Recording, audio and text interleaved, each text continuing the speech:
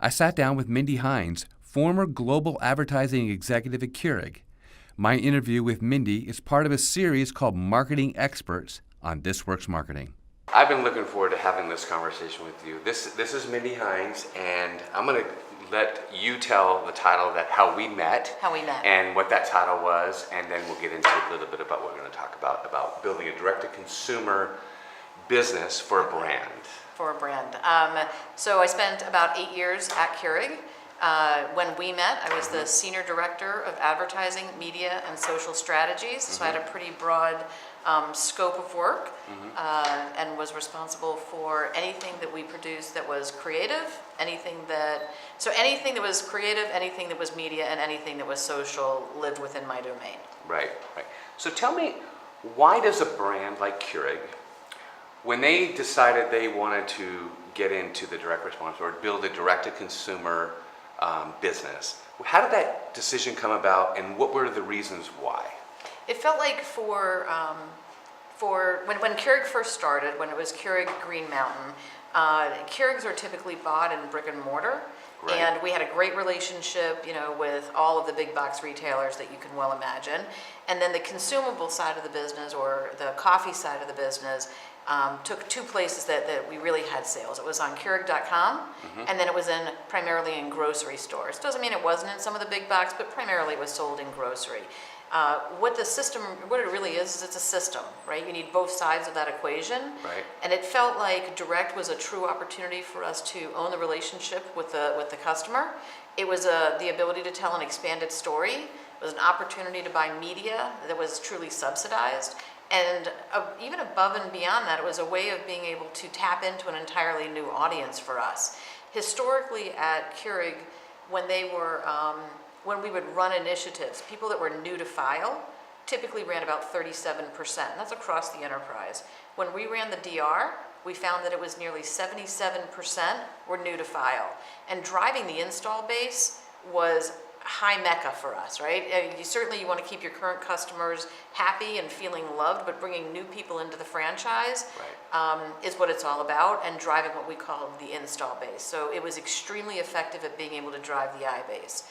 Even above and beyond that, when we would run, am I going too deep? No, this is great, because the information that we're talking about are information that the people that, the CMOs and CEOs that I talk to need to know this information, because for a lot of them, and I'm going to get back to what you were saying, for a lot of them, they don't know this business, they don't know direct to consumer, or haven't got into it very deep. They don't understand it. They think it's too expensive. There's all kinds of myths out there, and I'd love, in addition to where you're going, for to us, kind of expand on that. It was super successful, quite honestly, because it did all the things that I just talked about, but it allowed us to be on TV. In addition, it was a complement, it was accretive to what we were doing and what we would have considered our more traditional space. We were then able to take that information and share it back out with our retail partners and say, not only are we supporting the following things via our traditional ads, we're also able to augment it with this. So the retailers were extremely happy about it. When we would be on air with DR, we would see that they would drive a downstream multiple at retail. So not only were we selling direct, we could see a downstream multiple at retail. So they got really excited about it.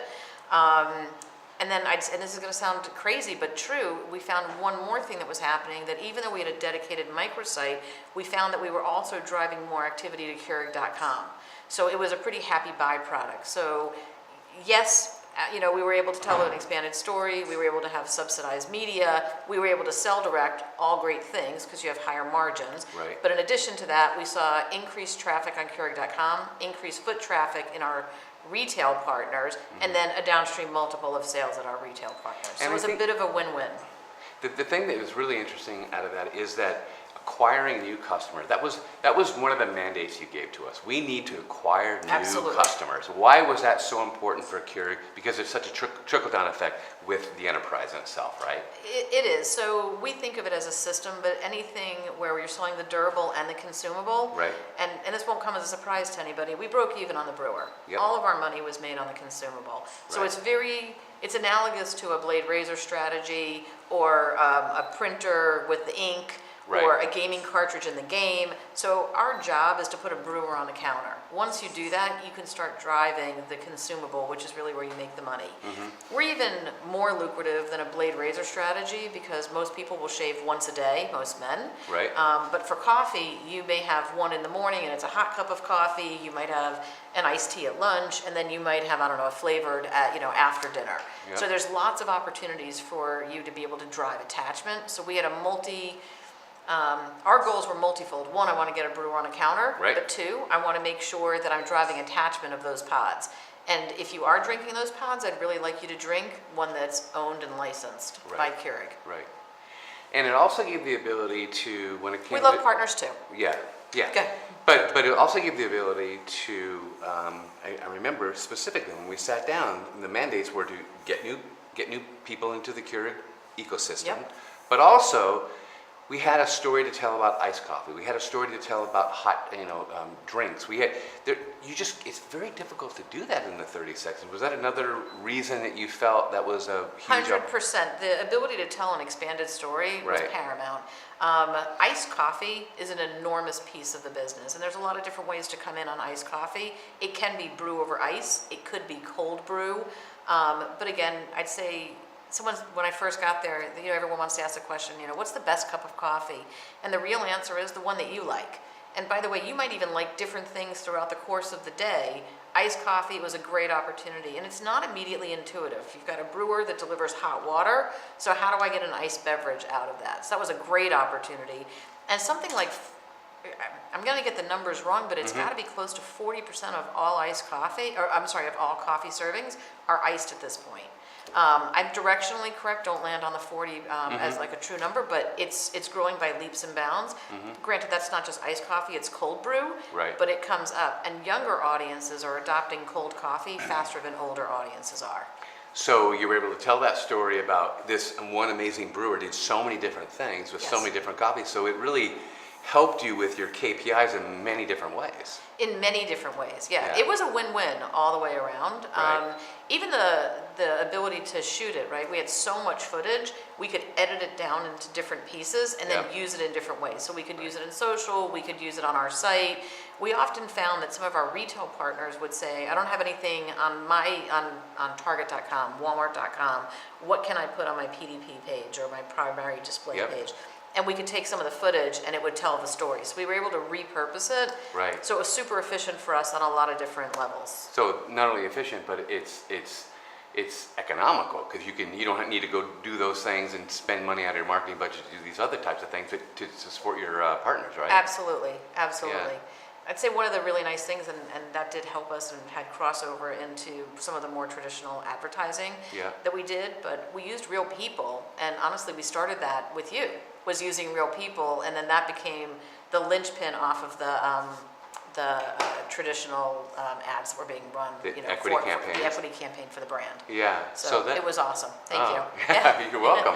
So let's talk about that because one of the challenges that you and your team challenged us with is that coffee's an experience and it's in this pod, but there's a myth that people believed that they weren't getting a great cup of coffee from a Keurig, and the story needed to be told, and we can tell that story, but until you got that reaction, it didn't resonate. Tell how all that worked. It's funny, I used to call it the aha moment. Yep. And Keurig may have walked into that of their own doing, quite honestly. When it first started, it was all about ease, speed, and convenience. We weren't telling a quality coffee story.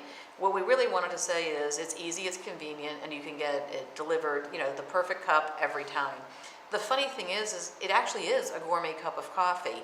The way all the different brands, and there's many of them, I think it's 70 brands and 250 varieties, but the way it's really formulated, at least at the time, was 100% Arabica beans. It was a high-end, quality cup of coffee. So we were delivering that experience, which is why when people would put it in, they'd be like, I don't even know what's in there.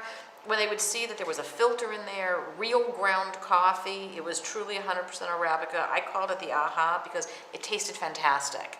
And when people saw the coffee being poured out, they were like, "Oh my God, I can't believe it!" A little bit, the way the company started was just about, we want to make sure that we're giving a speed and convenience story. The next job for us to do was to tell the quality story, because the quality was always there. The people who drink it absolutely know it, because there's no way you're going to taste it and not know that, right? It is a quality cup of coffee. But for kind of the naysayers on the periphery of, couldn't be for me. Well, have you tried it? No, I've never tried it. Well, do you want to try it? They had that moment of like, oh my God, this is good. Yeah. And I, in the creative that we developed with you, where we had real people, we saw that like again and again and again. Yeah. Some of the reactions were pretty eye-opening and fun to watch. But legitimate nonetheless, and things I've seen through the 8 years that I was there, because I always saw people trying it. They're like, oh my God, why didn't you tell me? And I'm like, I tried. And it was good. captured. And it was captured, and it we were was able captured. to share it. It was captured, and we were able to share it. Yeah. But I think that, and it's an overused word, but that authenticity, real people, you can't tell them what to say. Right. They literally felt it, and they said it, and it came through. So it did a great job of telling our story for us. So talk about the fact that when you're working for a company like Keurig, and you're involved in all the big decisions from an executive level about what's going to happen in the next year and the profits and all that, in the marketing budgets and all that kind of stuff. What happens when you're talking about, and I'm looking for the value statement where, what does it cost to acquire a new customer for Keurig, and did this direct-to-consumer model, this direct response, did it help you acquire these customers at a very palatable number where it made sense? For us, it really did. We looked at everything based on lifetime value. Like I said, the brewer itself was a break-even. Right. Everything, all payback came because ultimately you'd be selling them the coffee that goes along with it. So everything was looked on lifetime value. Anytime you can bring someone new into the franchise and they have like a 3-year or a 6-year expectation, you can look at it and say, what's this person worth? And worth is may sound a little bit harsh, but what's the lifetime value of them? Right. One of the things that we found that worked really well with the DR is that they were people who really were coffee lovers, because people who drink coffee, love coffee, are likely to drink several cups a day. Right. That person is worth massive, incrementally more than the person who drinks coffee 2 times a week, just by virtue of how often they're going to attach to it. Right. So we found that when we were running the DR, the people that came into the franchise that attached were actually heavier coffee users. So they were even more valuable than just, hey, we attached at X%. So on that KPI alone, it was an economical thing to do for the brand. It was incredibly economical on every front, right? We bought the media was bought on a subsidized way. We had so much footage, we were able to re-edit it and use it in a bunch of different places. So we were able to scale that. It became economical because we were able to reuse it. Yeah. Not because we found a lot of uses for it. Right. And then the people that we were able to drive into the franchise were not only new, they were heavy users. So what do you say from a perspective where when you were at Keurig, to other people that have that position, why would you recommend a direct-to-consumer or DR part of their business? If it makes sense for them, what would you say that would recommend it, and why? You can use it so one, it can augment your traditional campaign or your traditional brand campaign. Maybe you want to use that when you're running, different day parts. Maybe you want to use it during different times of the year, but it was so efficient for us to run the DR, you could honestly make a case that you could create a continuity program that would run throughout the course of the year, and you can plus it up or plus it down as you're running other initiatives, right? So it becomes accretive to everything else that you're doing, and it's a nice way in, and it's an affordable way in. When you say affordable, without dropping numbers, in terms of what you would normally spend on a campaign, this was relatively inexpensive compared to... It was relatively inexpensive because it paid for itself. And we had the payout that would come, and we tracked it every day, as you can well imagine. As you can well imagine, we tracked it every day. So we looked at the media efficiency ratio. We obviously had all the folks that were interested in it from a finance standpoint of where's the break even, what does it mean, and is this a good place for us to be? And again, we looked at it from what's the lifetime value of the customer, what does it cost us to do that? And it more than paid for itself. For every week that we were on air, it more than paid for itself. So it was self-funding. Okay. Okay. So for companies that have products, businesses, services, you should finish this question for me. Considering direct response and building a direct-to-consumer business would be beneficial for your business because? I think for all the reasons that I really just talked about, Yeah. but you start to develop a direct relationship with them. One of the benefits that I haven't talked about yet, but it was actually a true benefit, is that once you start that relationship, they're a hand raiser and they've made the purchase, then we could start talking to them about the subscription model. And we had an extraordinary number of people that attached into the subscription model. And like I said, since it's a break even on the brewer, the money comes from the consumable. Getting someone into a subscription model was honestly the place that we wanted to be. Right. And coffee is an easy one, right? Like most people wake up in the morning and they have a cup of coffee. Right. And if you don't have your coffee there, it throws your whole routine off of like, what just happened? Becomes a part. I think coffee is so meaningful because it becomes a part of your life. Yeah. People will honestly say it's how I wake up. It's how I have, like a few moments with my husband after dinner. It's how I read a book on a Sunday.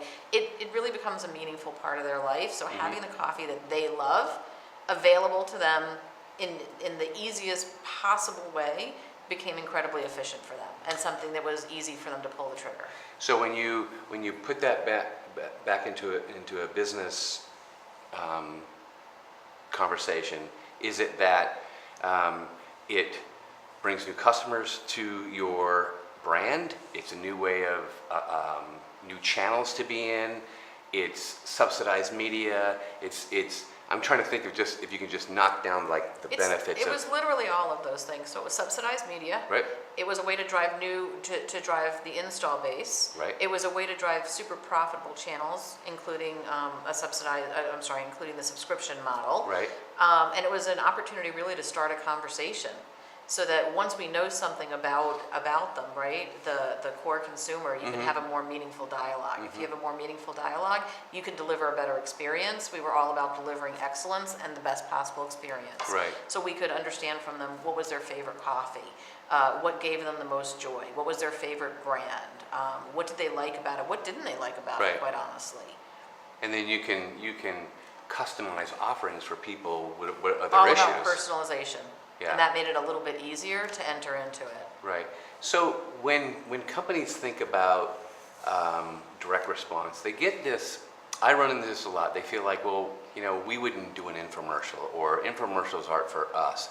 How would you change that narrative if people think that way? Because sometimes they think, well, we can't afford TV, or we don't know that, or TV's dead, or how do you have that? I can answer all of those. So first of all, TV is not dead, and every media company that'll come and talk to you will tell you that. I get it that other things are happening, and lots of companies have pivoted into more of a digital world. It's funny, I think people pivoted too hard, and they're starting to come back to TV. They are. If you listen to Mark Pritchard from P&G, he talks about it all the time. The P&G brands went too hard, and they're coming back a bit. So I think there's always going to be that balance. Yeah. But people are watching it. And what were some of the other questions that you just asked me? About, they think they don't know TV, they think it's too expensive. They think they don't. That it might actually. So the funny thing is that younger audiences are 100% accustomed to a subscription model. It's how they live their lives at this point, right? It's how they pay for their phone, their gym membership. Some of them are even buying athletic clothes that show up on a monthly basis, food subscriptions that show up on a monthly basis.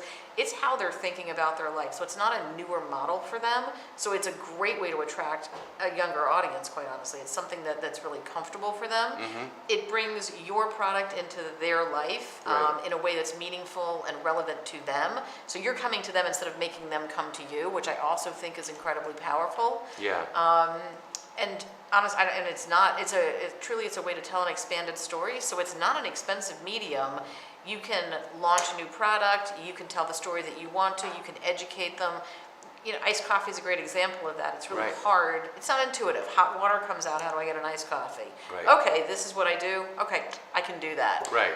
So it's a great way to do a product launch. It's a great way to have a continuity campaign. It's a great way to augment the other things that you're doing from a media standpoint or from a support standpoint.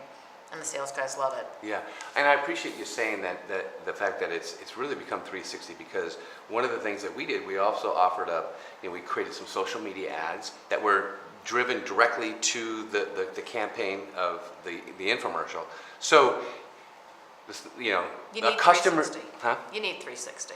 Yeah, You have to have 360, and you gave us this guidance and it was right. You have to make sure that you're driving them to a centralized place. If you said you can have ABC, make it really easy, Yep. reduce the friction as much as possible, make the purchase as easy as possible. Yeah.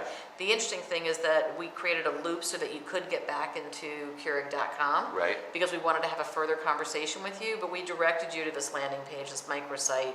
It was efficient. You didn't have to guess. right. You saw it, you want it, you buy it, off you go. And it really reduced friction.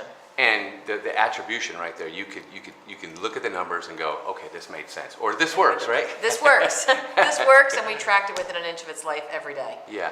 So when you think about trying to tell a story about, let's say, you know, iced coffee, or being able to make a drink, or seeing that experience that somebody is having for the first time, or having that testimonial to talk about it. How did the testimonials, do you feel, made a difference into the selling story? Because that's part of It was something a you big can't part of do it.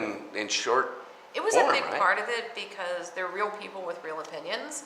And I can't speak to every product, but I can speak to this one. People talked about it from the heart, Yeah. what it meant to them. So it felt real, and Yeah. it was captured. And it was done in a way that was really comfortable for them. Right. So they were able to be themselves, and the next thing you know, we're like, that's really good. Yeah. And it works, right? Because I think word of mouth is enormous, and that's been a big part of Keurig's strategy all along. Yeah. It's not exactly a review, but it's kind of a review. It's a We written, live it's a in verbal review. we live in a review-based economy, And we care, right? Like Yeah. I care if I may say to you, like, hey, where should I go for? And your point of view is going to carry a lot of weight, Right. much more so than if I just see, you know, like a generic ad. So Right. it's a way of personalizing it. Right. So you talk about the authenticity, and that was a real big thing to us, and it was a real big thing to you. So talk about why that's so important, and how you really have to work with someone who understands how to deliver that. Because just getting it, right? It can't feel staged. Yeah. It has to be. Because people worry about that, you know? Brands worry about that, and that's not what we did together, is That it? could be like the exact opposite of what you want. If you think that the person isn't being true or somehow being fed the information, it loses all authenticity, and the exact opposite happens. It goes off the rails. But your team was able to create a dialogue, and they really were real people with real opinions, and that's how we casted Yeah. for them, right? Like, we wanted to make sure that it was real people, real opinions. We didn't pay them. Yep. People did this for free. We didn't even pay them. Yep. I don't know if you're going to keep that or not, but No. to keep it real, we Yeah. didn't even give them a K cup. It No. was real people, real opinions of their own time. Yeah. It was fascinating. So tell me a little bit about, as you see businesses, I mean, every business is struggling with answering these questions. The retail world is changing. It's not Yep. going away, but it's changing, and it's more or less condensing. Sure, I mean, brick and mortar's in trouble. yeah, Chip Wilson from Lululemon said, you know, it's not going anywhere. It's going to condense, but we've kind of oversaturated the market with retail. Yep. In a way. And then you have the big Amazon. Yep. That is really part of you have to have an Amazon strategy. But how do you see how direct response fits in that middle of, you know, you can't let the retailer run your business, and you can't let Amazon run your business. You need to run your business. And don't you think, or do you think, a direct-to-consumer model is the way to start getting that leverage back? I do. It lets you have a conversation. All of a sudden, you own the relationship, because when you're sold through a retailer, which is great, Yep. they own the relationship. Yep. Right? If someone's buying it at Bed Bath & Beyond, that relationship is with Bed Bath & Beyond. And it's probably And not if- going anywhere. And yeah, and if it's with Amazon, it's with Amazon. This is a way to actually start the conversation. You can learn a lot from it. Right. It's a good way to enter into what works, and it's also a good way to find out what's not working. Right. So- So when you talk about entering that relationship, and when you look at forecasting for a company, right, and you go, you know, what are we going to do this year, next year, and the year after that? How do you see a direct-to-consumer model helping a company go, listen, if we can build this list bigger and bigger, and we can, because we know there's going to be a certain amount of commerce done with that Yep. year in and year out.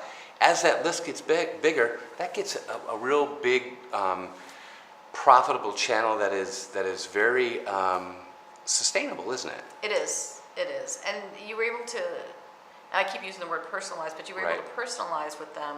So literally, we would know it's your anniversary, it's your birthday. Oh, you really liked, coffee A. We should send you coffee B as a gift to see if that one, is close to your roaster profile. It might be another avenue for you. It was a great way to be able to thank them for being a customer. Yep. And to try new things. Yeah.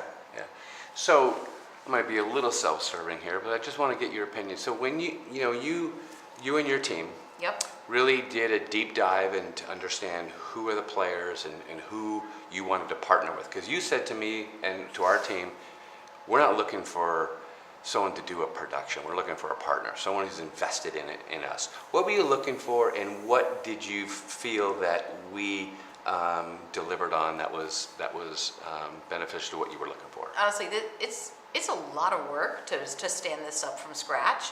All the back end logistics.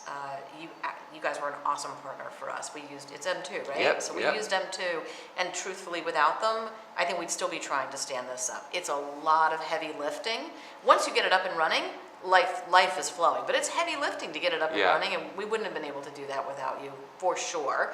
The production itself, it's an entirely different animal than creating a 30-second spot. You're creating a 30-minute. So that was awesome as well, and we needed a partner. We needed someone who would help us steward this from beginning to end. And this will sound kind of funny, but one day I think I said something like, oh, I don't want it to be, and you were like, well, then get over it. And I was like, okay, I'm in. But I needed someone to say, listen, this is what works. Like, here's the approach. Here's a best in class. Here's what you can do to actually see results and how you can start to optimize against it. Right. So maybe said differently, I think I needed to make room for the possibility, and then when we did, oh my God, look what we were able to accomplish. So I think we needed a partner, but an even partner. You needed someone to push back. Yep. And honestly, we'd never done it before, so we needed someone to say, hey, you may have done lots of good things, but let me bring this expertise to the party. I think one of the things that you brought up that is really interesting that I think you touch on a little bit deeper is that, people think, well, I'll just hire someone to put together an infomercial and not even understand what goes on beyond to make that piece of business work. Yeah, it's a labor of love, and you got to be in it together, honestly. Yeah. It's a labor of love. But once it's up, you start to see it, but you do feel like you're raising a child. Like it's a pretty good sized thing. Yeah. If you want to scale it. What do you mean by that? For us, we often talked about test and learn our way in. Yep.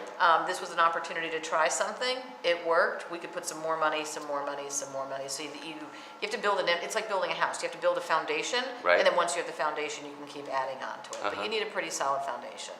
So let me back up a little bit. Let's go back to before Keurig days. You have a pretty impressive background in marketing. Tell me about where you started, where you really kind of learned your chops, and because I think that's really fascinating, and how it brought you into what you were doing. So I spent most of my life, all of my life, in consumer-facing products, and I say that as opposed to just saying CPG. Right. Some was CPG, but not all of it. Started most of my life at TJX, but before it was even TJ's, I was on the Marshalls brand. And they were owned by Melville. Melville owned a lot of different retail in their channel. It was Melville owned CVS, Marshalls, Linens and Things, Accessory Lady. Around 1995, yes, that's actually a true number. It was sold and merged with TJ Maxx and became TJX. And I worked on the Marshalls brand for about 13 years. Did everything with creative and media, from new stores, reloads, and remodels, all the way up to their core audience of women 25 to 54. I'd say when I started, they were about 500 million, and when I left, they were shy of 20 billion. Wow. Then I went to a company called TomTom. When I got there, they were about 35 million. This was a different audience. This was men and consumer electronics. We were building a brand as well as building a category. Mm-hmm.